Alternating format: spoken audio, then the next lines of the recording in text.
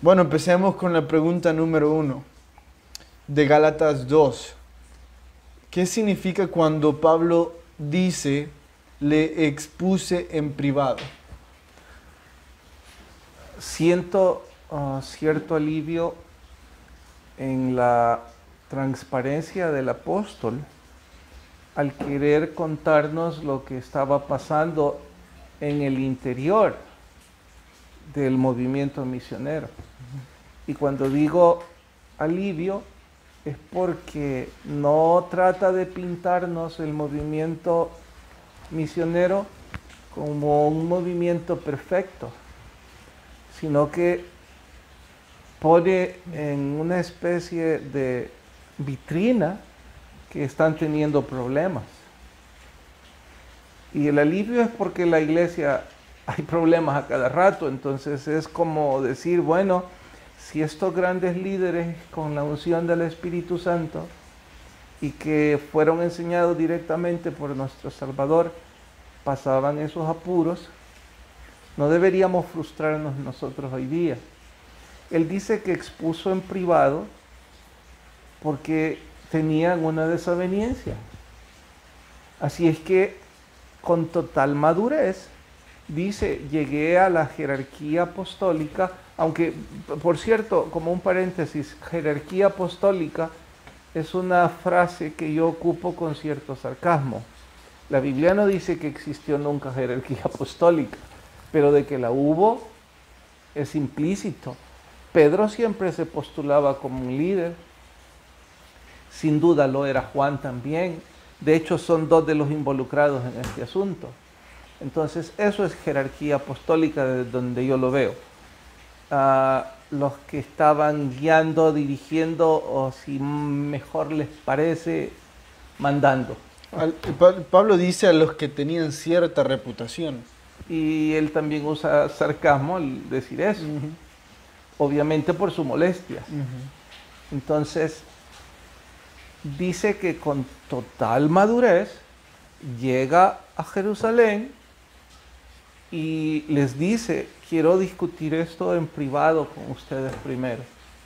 ¿Por qué? Porque no quiero parecer o ser piedra de tropiezo a los más débiles cuando vean mi molestia.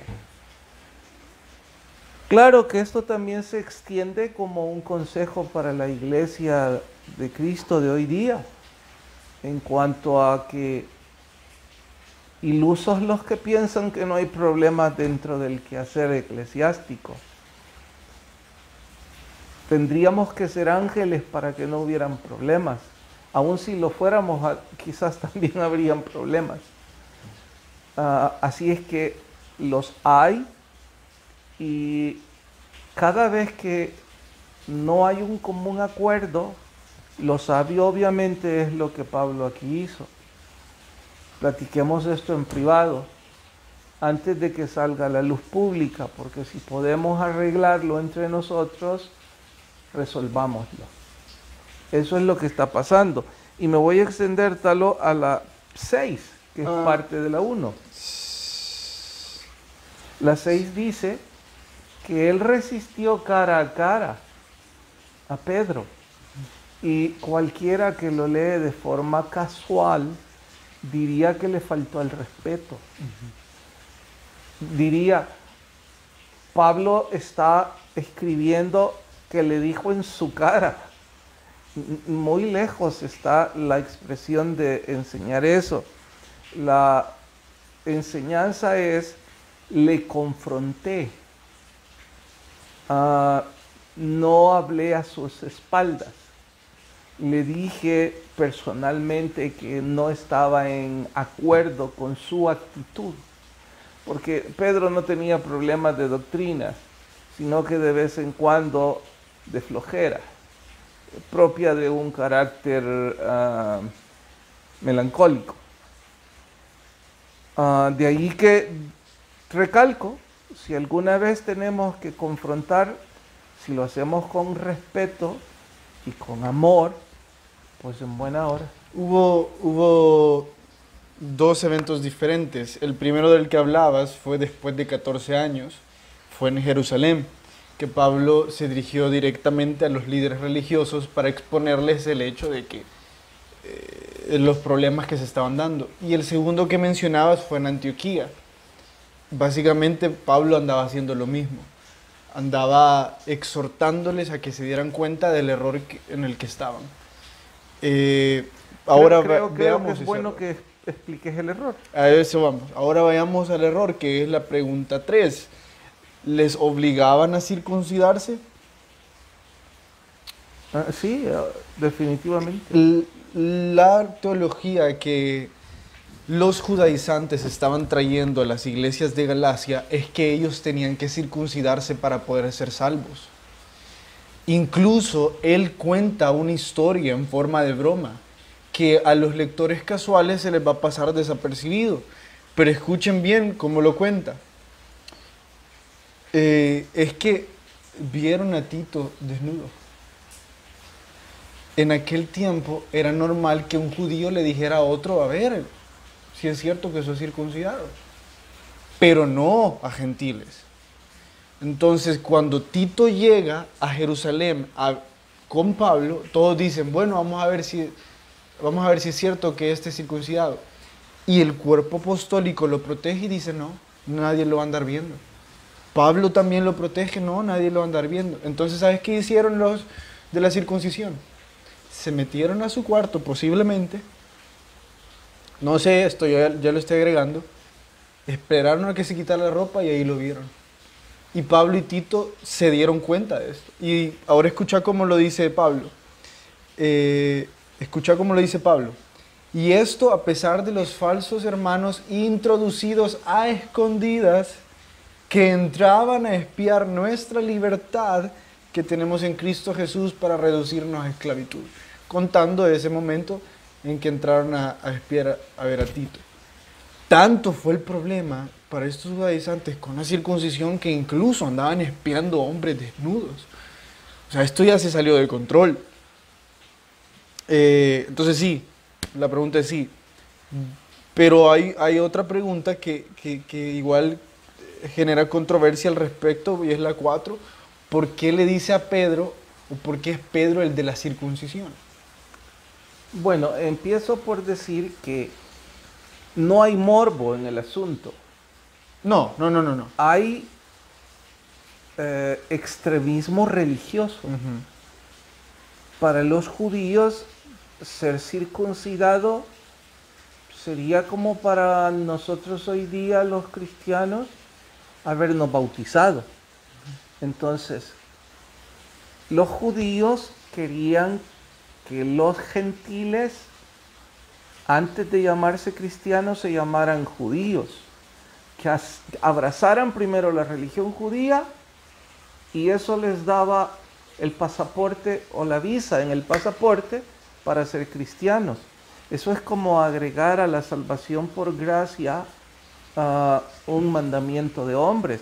Entonces Pablo dice, eso es una locura. Y era locura porque no es lo que nuestro Señor predicó. Ahora, como Pablo está yendo a predicar a los gentiles, a él se le llama el apóstol de la no circuncisión. Y como Pedro es más bien el líder de los problemáticos, que son los judíos o los judaizantes en este caso, por eso Pedro es el apóstol de la circuncisión. Pero esta es otro modismo que ocupa Pablo en forma molesta. No es que la Biblia llame a Pedro el apóstol de la circuncisión. Es algo así como un sobrenombre que surgió de esta diferencia entre ellos. Lo dice en el versículo 8. Y pues perdón, no hubo diferencia entre ellos. ¿no? Pues el que actuó en Pedro para el apostolado de la circuncisión, actuó en mí también para los gentiles. Ahora, ¿cuál era el problema de Pedro? Porque es que Pablo está molesto con Pedro. Fíjate que aún no podemos entrar a eso porque la pregunta que sigue es quiénes dieron la aprobación de Pablo de su predicación. Entonces, aún no hay problema con Pedro, ahorita seguimos en Jerusalén porque es necesario que aclaremos que en Jerusalén hubo un concilio. Después de todo este problema que incluso intentaron violar la privacidad de Tito y andaban diciendo esto los judaizantes, hubo un concilio, hubo una reunión de apóstoles en la que escucharon lo que Pablo tenía que decir, que no era necesario circuncidarse para aceptar a Cristo. Entonces en el verso 9 dice, y reconociendo la gracia que me había sido dada de Jacobo, el hermano de Jesús, Cefas, o sea Pedro, y Juan, que eran considerados como columna, nos dieron a mí y a Bernabé la diestra en señal del compañerismo para que nosotros fuésemos a los gentiles y ellos la circuncisión. En pocas palabras dijeron, está bien, no es necesario circuncidarse para ser salvos, pero para evitar estos problemas, que anden queriendo ver si Tito es circuncidado o no, o que vos tengas problemas, vos andá a los gentiles, Pablo. Bernabé y vos vayan a los gentiles, nosotros vamos a seguir con los judíos. Algo así como gentiles a gentiles y judíos a judíos para evitar locuras. Digo esto porque es necesario que sepamos, Pedro acordó tratar a los gentiles como judíos. Pedro acordó que los gentiles eran tan salvos como los judíos. Creo que lo que quisiste decir es que Pedro aprobó que gentiles o judíos no importaba. Que la condición para ser salvo y ser cristiano era haber creído en Cristo. Exacto. No la circuncisión o la falta de esta. Sí, hay una pregunta. Preguntan, ¿el concilio en Jerusalén pasó antes o después del problema con Pedro? Antes. Por eso Pablo lo hace como una especie de introducción. Esto fue lo que habíamos acordado y ahora veamos lo que pasó en Galacia, porque es lo que todos recordaban. Hoy sí, pero cuando Pedro vino a Antioquía, una de las regiones de Galacia, le resistí cara a cara, es lo que vos ya nos explicaste, porque era de condenar. O sea, lo que él estaba haciendo era insurrecto. Entonces, la pregunta 7 dice, Pedro estaba entre los judaizantes, hablemos más sobre el problema que se dio. Pedro no era judaizante. Lo que era, quiera Dios que Pedro no me esté escuchando, porque cuando llegue al cielo me puede dar una reprimenda si es que el Señor le permite que me dé reprimendas. Pero por lo que leemos en su biografía, en los evangelios, Pedro era el típico sanguíneo. Y sabemos por la teoría de los temperamentos que los sanguíneos son un tanto inestables y muy emotivos, y que de vez en cuando, en lugar de portarse firmes, se dejan guiar por la presión. Pedro no aceptó el error, simple y sencillamente dijo, no me metan en sus pleitos. Me hago a un lado. Recordemos un poco esto.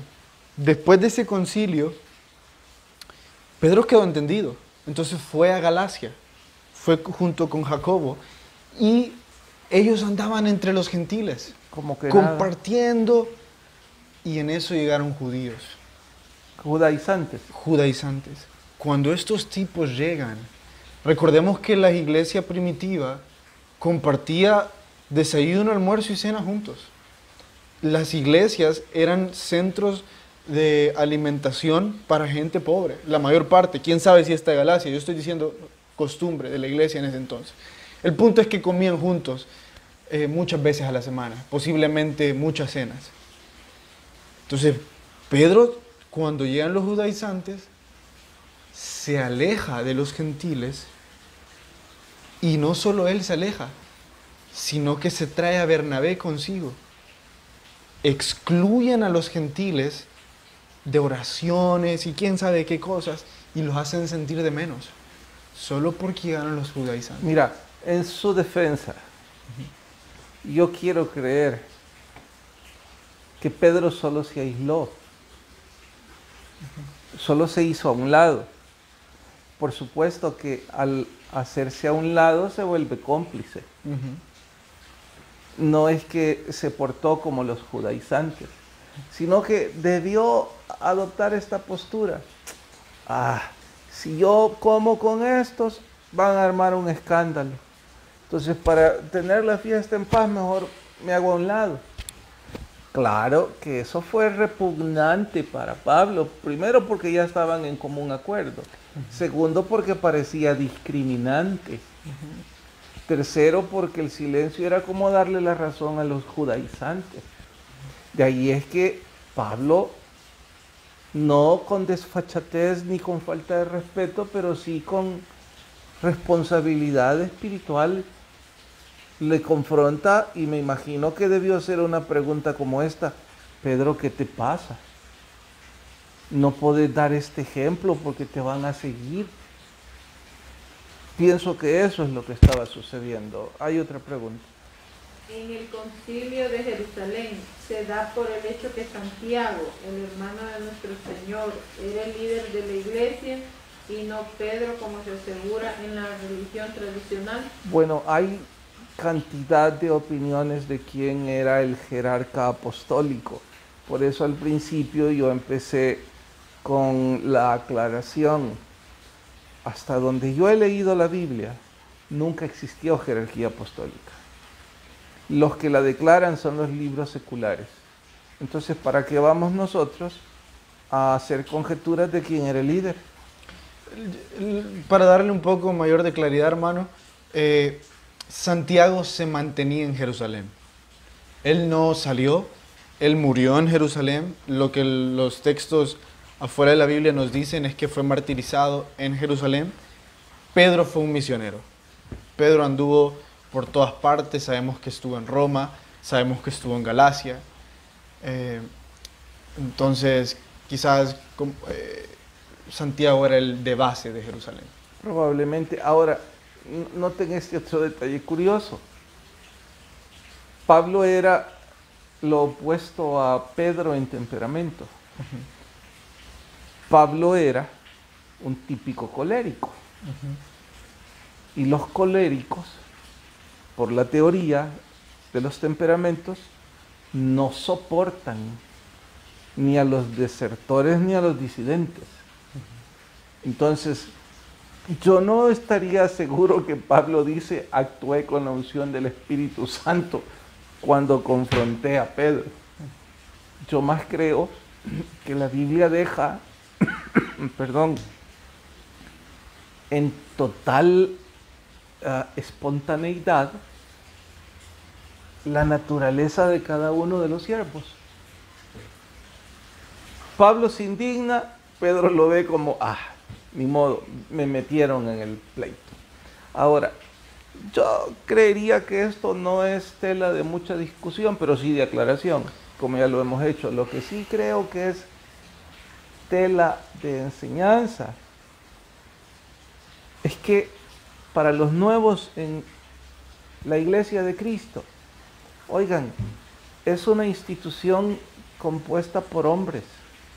Eso significa que es imperfecta y que ahí están todos los temperamentos que usted puede imaginar.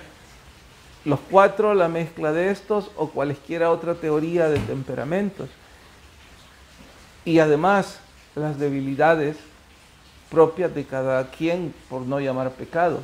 Entonces, no debería sorprendernos esas diferencias. Lo que debe enseñarnos es la madurez, que a pesar de la diferencia, finalmente ellos estaban de acuerdo. Y agregando a lo que vos estás diciendo, en realidad hay un fuerte pensamiento y si leemos exegéticamente nos vamos a dar cuenta de esto, de que probablemente Pablo no exhortó frente a todos de una forma pública a Pablo. ¿Por qué? Perdón, a Pedro. ¿Por qué? Bueno, que no dice que lo exhortó, dice que lo confrontó. Pero no, yo no creo que haya sido de forma pública por esta razón. Porque él está contando esto a ellos, como que si ellos no se hubieran dado cuenta de esto. Y se lo está contando algo así como: mi hermano y yo tuvimos una desaveniencia, pero con madurez nos pusimos de acuerdo. Y ustedes no se dieron cuenta. Y ustedes son el problema, no nosotros. Entonces, pienso de que la forma en que lo manejó Pablo fue con un poco de discreción, pero sí fue diciendo la verdad. Y después da un sermón totalmente teológico, espiritual y con fundamentos bíblicos, que seguramente Pedro dijo, sí, la verdad es que este tiene razón. Porque va uno de los versos más hermosos que nosotros aprendemos aquí en Patmos y que más impactan la vida. Y la mayor parte de jóvenes que yo he hablado y les digo, explícame este verso, les cuesta. ¿Cuál? Pero les encanta, el verso que estoy a punto de decir, Ujú. pero les encanta. Definitivamente es uno de esos versos que ministra nuestro espíritu de formas que no podemos explicar. Solo decirlo nos ministra. Y me encanta cuando un verso ministra tanto que nos cuesta explicarlo. Claro, para explicarlo tenemos que deshacer todo. Y no sé si lo querés hacer, lo Es vamos como a un hacer. sanguíneo, decía el verso. Con Cristo estoy juntamente crucificado y ya no vivo yo, mas Cristo vive en mí, y lo que ahora vivo en la carne, lo vivo en la fe del Hijo de Dios, el cual me amó y se entregó a sí mismo por mí. Bueno, ¿no hay preguntas? Vámonos al libro. Dale, 2 preguntas del libro y se nos acabó el tiempo. dale. De madurez me refiero. Sí. ¿Cuál es el punto crucial en la vida de un cristiano y a la vez fuente de renacimiento? Explica Sanders que es el fuego del Espíritu Santo sobre nosotros. Que por cierto, este es otro hermoso capítulo. Los que no lo han leído se están perdiendo de tesoros espirituales. ¿Puedes prácticamente decirnos en nuestras vidas cómo sería la caída del Espíritu Santo? ¿Cómo se vería? No, ¿qué momento es? O sea, Bueno, incluso si quieres dar un testimonio de... Sanders explica, y en total acuerdo este inútil aprendiz, de que la caída del Espíritu Santo no es evento único ni exclusivo, sino que es cada vez que nosotros nos sometemos a la voluntad del Espíritu. El fuego del Espíritu viene y entonces nosotros empezamos a proyectar la presencia de Cristo. Entre esas cosas que mucho me atrajeron es cuando se necesita mayor luz, es cuando hay más oscuridad. Me llamó la atención porque yo hubiera creído que en el 2020, que creo es una de las épocas en que más oscuridad ha habido en el mundo, es algo así como la venida del Señor está a las puertas, pero supongo que lo mismo creyeron los de 1900 y algo en las guerras mundiales. Nunca hubo peor oscuridad en el mundo. Supongo que igual fue para Sodoma y Gomorra, nunca hubo peor oscuridad. No estoy diciendo que Cristo no está a las puertas, solo estoy diciendo que cuando la oscuridad es más profunda, es cuando más luz se necesita. Y que aquellos que abramos nuestro corazón al Señor, podríamos ser esa luz si dejamos que la unción del Espíritu venga sobre nosotros. El problema grave es que hay muchos que en lugar de dejarse abrazar por la luz de Cristo, se dejan abrazar por la oscuridad. Y como simple prueba digo que mientras estuvo la cuarentena, mientras algunos fueron iluminados y percibieron el fuego del Señor, otros entraron al lado oscuro. Tanto que probablemente no lo veremos más en la iglesia. Se dejaron abrazar por la oscuridad de este mundo. Y quiera Dios suceda un milagro y pronto reconozcan su pecado y se vuelvan al Señor. Pero ese es parte del problema. La pregunta 3, ¿cuándo se busca en vano el fuego? Cuando estamos desobedeciendo al Señor en una o más áreas de nuestras vidas, por más que pidamos esa unción no va a llegar, porque el Espíritu Santo no puede derramarse sobre una vasija que no esté preparada para recibir su Espíritu. La 5, ¿Dios no estará satisfecho con una entrega parcial? Dios no pide una parte, la pide toda. ¿Te acordás del drama de el jefe indio? No. Vos fuiste el bebé en brazos del jefe misionero. El domingo pasado Vane entró a la oficina y vio las fotos, por eso me estoy recordando. Lo hicimos en el anfiteatro de los Planes de Renderos hace, ¿qué? 15, 20 años. Todavía era un niño. El jefe indio, llegó un misionero a predicar a esa reservación. Y el jefe indio molesto dijo, a este hay que decapitarlo. Pero en eso cayó enfermo su hijo, el heredero de la tribu. Era Bose, por cierto. Entonces, después de que llamaron a todos los hechiceros, curanderos, y el bebé cada día iba peor, o el chico cada día iba peor, el misionero le dijo al jefe indio que lo dejara orar por él. Y el jefe molesto le responde que si el chico no sana, el misionero va a morir antes que el chico. Y el misionero, con mucho amor y fuego del espíritu, ora. Entonces el niño se levanta y es sanado.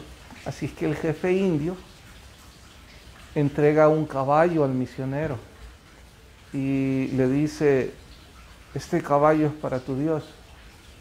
Y el misionero, bien enojado, le dice, Dios no quiere tu caballo. Entonces el jefe indio se quita no me acuerdo cómo se llama, lo que se ponían los jefes indios en la cabeza, se lo entrega, es para tu Dios, y le dice, mi Dios no quiere eso. Ya el jefe indio molesto le refuta, pero si ya te he entregado todo lo que un indio le puede entregar a Dios, no, le dice el misionero. ¿Y qué más? Lo único que me queda es mi vida. Entonces le dijo el misionero, eso es lo que Dios quiere de vos. ¿Qué? ¿Quiere que me ora? No, solo quiero que entregues tu corazón. Y eso ilustra bastante bien que lo que Dios quiere de nosotros no es nuestro servicio, nuestra habilidad, si alguna tuviéramos, sino todo nuestro ser, que se resume en entregar nuestro corazón a Cristo. Y quiera Dios que usted ya haya entregado su corazón al Señor. Gracias por acompañarnos. Pasen una buena noche. Mañana hay mañana 8. ya no hay. Sí, a las 8. Mañana es el último. Yo creí que mañana empezaban. No, el 10. Bueno. Entonces nos vemos mañana a las 8 y el que tenga oídos, oiga lo que el Espíritu dice a las iglesias. Buenas noches.